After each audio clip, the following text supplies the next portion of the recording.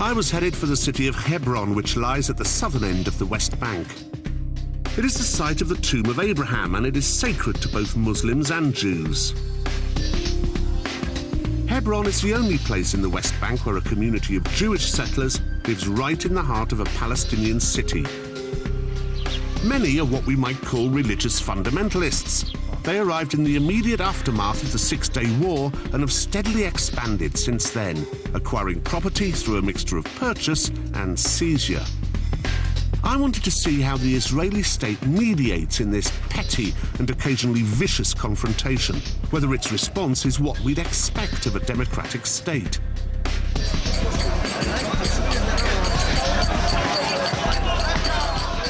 I'd come to meet Hani Abu Haikal. Hi. How are you? Rod. I am Hani Abu Haikal. Hani, nice to meet you. Me too. Hani is university educated but sells coffee for a living because of the chronic levels of unemployment in the West Bank. What a market. What a market. Yeah, you know, this market, it was... Beats Walthamstow, mate. It's terrific. Yeah. Hani is one of the last remaining Palestinians still living in the old centre of Hebron, which has now been set aside as the Jewish quarter. That was where we were headed, but before entering the Jewish part of town, we made a stop to pick up supplies. So what is this stuff? Rice? It's a rice, it's some oil, tea, coffee, and here we have beans. Beans we have, all of that. Chickpeas, yeah.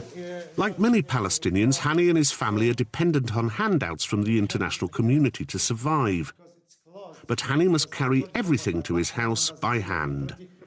Why don't you take this in your car? Because the Israeli closed my street to my house. So you can't drive your car to your house? I cannot because I'm Palestinian. The Israelis, they can. As we approached the entrance to the district where Hani lives, we came across the first of 4 checkpoints he must pass to reach his house.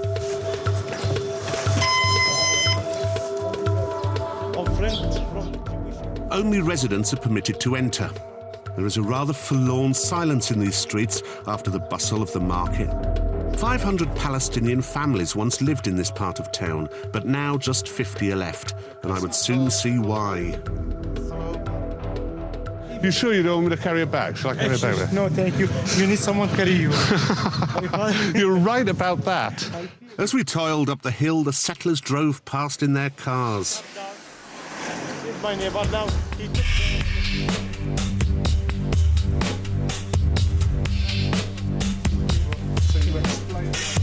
Just a couple of 100 yards in, we hit a second checkpoint. We should stop. Hani passes by here every day, and yet he is frequently made to stop and wait.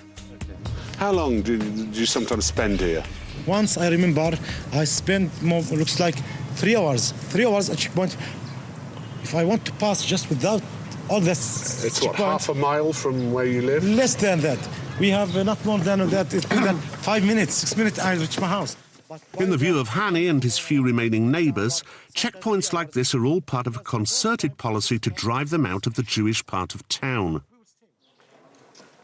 Till now, as press, we had breezed through the checkpoints, but now we were forced to wait, just like Palestinians.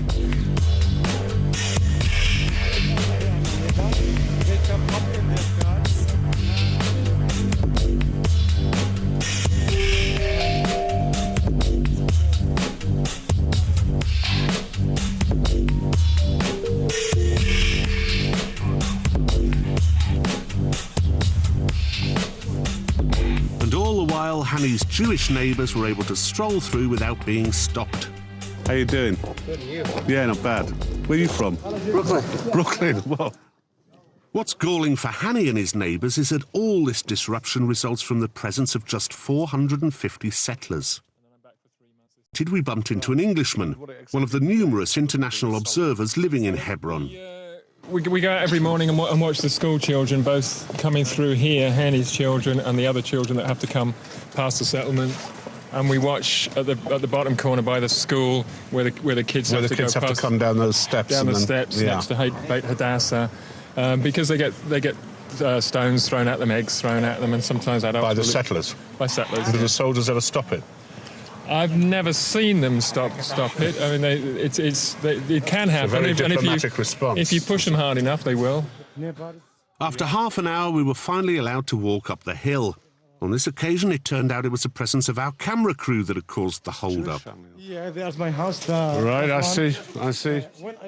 We passed one last checkpoint right at Hanny's gate, and finally we were there. Until now, I'd been puzzled as to why Hanny stayed in this hellhole. But as we sat down to lunch with Hanny's family, I began to understand. It was a truly beautiful spot. The house was built by Hanny's father, and the family have lived on this land for a century. But Hanny is hemmed in on all sides. As we ate, our camera caught an Israeli soldier playfully pointing a gun at us.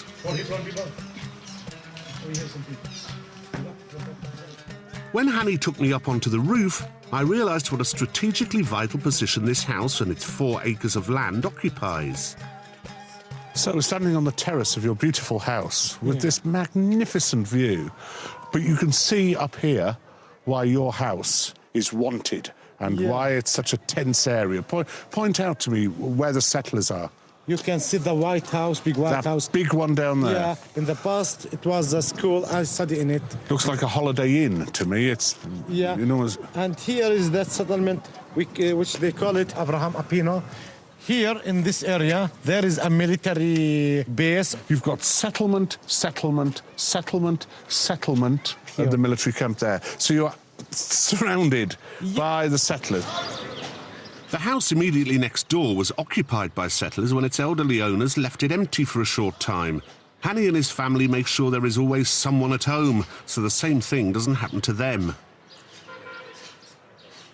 Hanny claims to have been offered quite extraordinary amounts of money for his house. Have they tried to buy your house? A lot of time.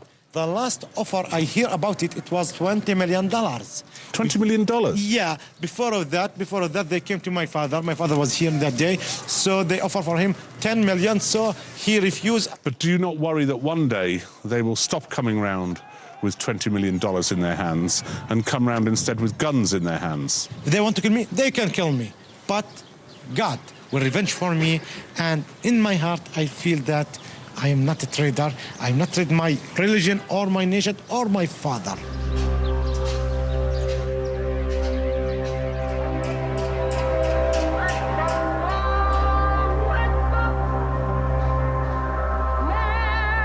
Every Saturday, we will have attacked by the settlers. They will attack us. So when we make a complaint for the police, they say we need a photo.